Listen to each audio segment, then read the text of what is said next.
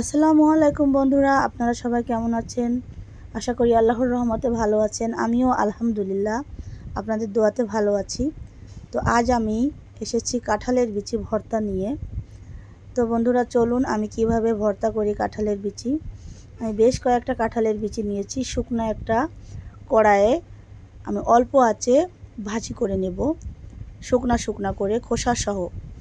অল্প অল্প আঁচ দিয়ে বেশ খানিকটা সময় নিয়ে একটু একটু করে আমি এটা শুকনো একটা তাওয়াতে ঢেলে নেব। এই যে আমার কাঁঠালের বিচিগুলো টালা হয়ে গিয়েছে।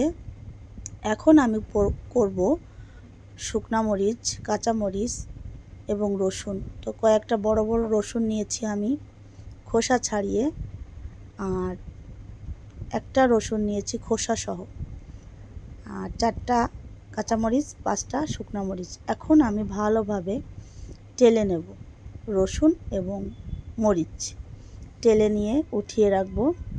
এই পর্যায়ে আমি এখন যাব আমার ভেজে রাখা, তেলে রাখা আর কি কাঁঠালের বিচির খোসাগুলো ছাড়িয়ে নিচ্ছি।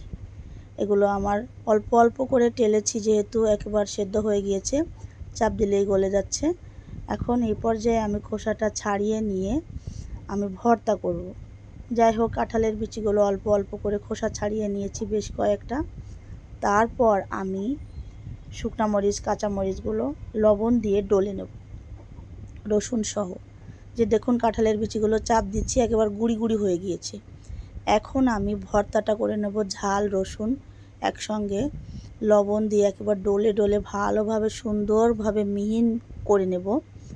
নেওয়ার পর আমি কাঁঠালের বিচির সঙ্গে মিশিয়ে একেবারে মাখাঝাকো করে নিয়েছি। এখন আমি কিছুটা সরিষার তেল দেব এবং দিয়ে দেব পেঁয়াজ কুচি। পেঁয়াজ কুচিটা কিন্তু আমি আগে থেকে ডলি নাই ওর সঙ্গে, ঝাল টালের সঙ্গে, ওটা আমি আলাদা দিব পরে, এর জন্য রেখে দিয়েছিলাম। এখন আমি পেঁয়াজ কুচিটা দিয়ে সরিষার তেল এবং কাঁঠালের বিচির সঙ্গে ভালোভাবে একেবারে মেখে ঝেঁকে সুন্দর করে মাখো মাখো একটা ভর্তা করব। তো বন্ধুরা, আমি যখন বয়েস দিচ্ছিলাম তখনও আমার জিহ্বায় পানি চলে আসছিল, এত টেস্টি হয়েছে ভর্তাটা। আপনারা সবাই এভাবে বাসায় বসে ভর্তা করবেন। যেহেতু এখন কাঁঠালের মৌসুম, সবার বাড়িতে কম বেশি কাঁঠালের বিচি থাকে, তো একটু ভর্তা করলেন একদিন, না হয় একটু রান্না করলেন।